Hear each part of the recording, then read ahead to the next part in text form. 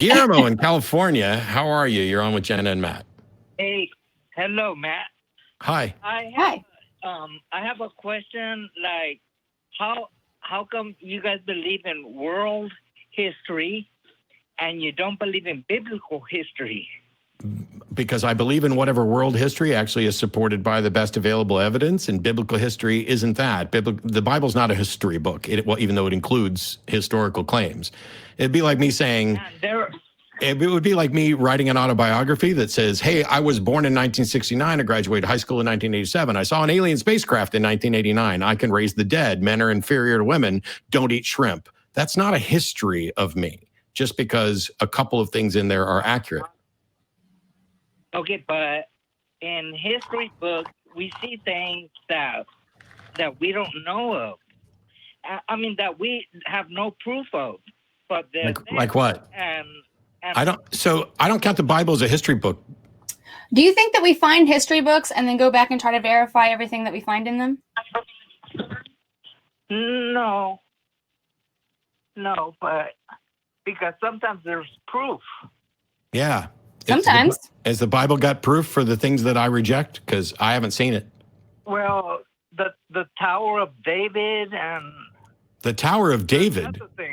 Hang on. The Tower of David? What Tower of David? I'm not familiar with that story. Wait, Tower of Babel, I'm sorry. Oh, the Tower of Babel. You mean that obviously fictional story that could not possibly be true? That at one point in time, the entire earth was of one language and they all got together and said, hey, let's never leave each other. Let's build a city with a tower in it. And then God supposedly came down and confounded their language. That obviously bullshit story. You want to put that up as if it's history? What's the evidence for it? Oh, it's in the Bible.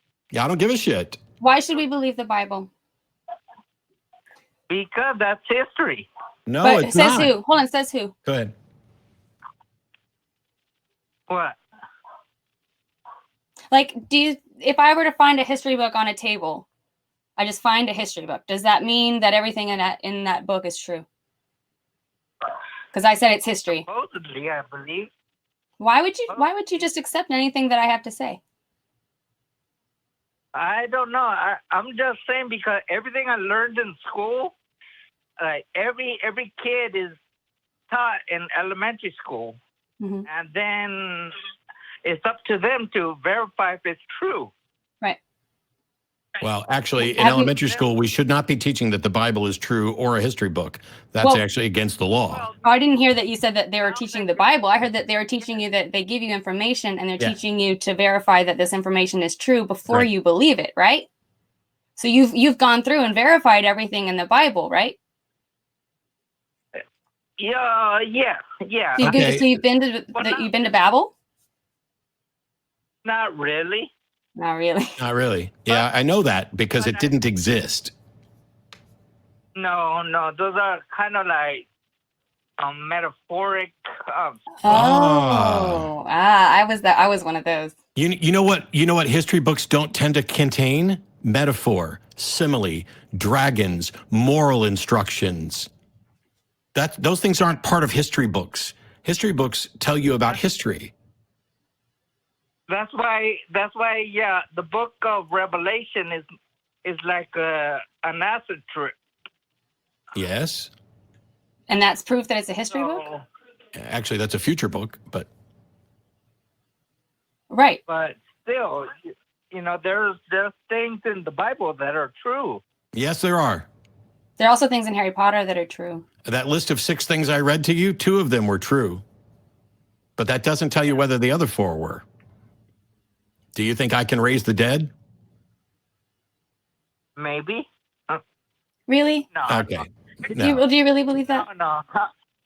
No, but that's the thing is we're not playing games. Like, we're being serious. We really don't believe it. I know that. But, okay. And we don't know why you do. No, I don't believe it. Do you like shrimp? You don't believe the Bible? You don't believe the Bible? Wait. Oh, yes, I do. I mean, okay. I do, but like I say, a lot of it are metaphors. How am I supposed to know which one's a metaphor or not? Because it's common sense. I don't believe that. Because I don't do very well with common sense. You started this conversation by claiming that the Tower of Babel was real and historical. And then when I pointed out that that was ridiculous, then you wanted to claim it's metaphor. So if it's a metaphor, how did we actually get different languages? Because, well, my wife goes to, my wife studied the Bible a lot, and she's told me that God, like, as a punishment for all the people, he gave us like a curse so everybody wouldn't understand each other. Why should anybody believe your wife? Because it's not her words. Those words are in the Bible. No, do you believe in not. curses? Do you believe in curses? Curses? Curses. No, now I don't. So why would you believe wife that? wasn't telling you the truth? I know that back in the Bible days, everything was different. So you think that curses used to exist, but now they don't? I know that there's stories of witches, and I don't know about that either. How do we find out? But, huh? How do we find out? What was? Yeah. Hello? Yeah is not an answer to Jenna's question. Jenna's asking you, how would you go about finding out the truth? Hey, how do we find out if there actually used to be witches? Like, so in the old days, they actually did believe in witches, and they actually killed people because they believed that they were witches. Actually, this is a fascinating, I mean, it's actually went on a long time, but how do we know if they were or were not witches? And specifically, Jenna's asking, how could we tell if they had some sort of magical powers? Because we understand there are people who identify and label themselves witches right now. But if the purpose is to identify a witch who has powers, right? I mean, like that has a voodoo doll that can actually manipulate physics and do magic. Yeah, how would we demonstrate that? I have no clue. Yeah. Maybe you should stop believing things that you don't have a clue in how you could possibly test. Maybe you should just say, until such time as there's actual good evidence for it, I won't believe that. Okay, then I guess you got me again. Okay. Okay, then. All right, Matt. Thanks, Guillermo. Thanks. That was fun.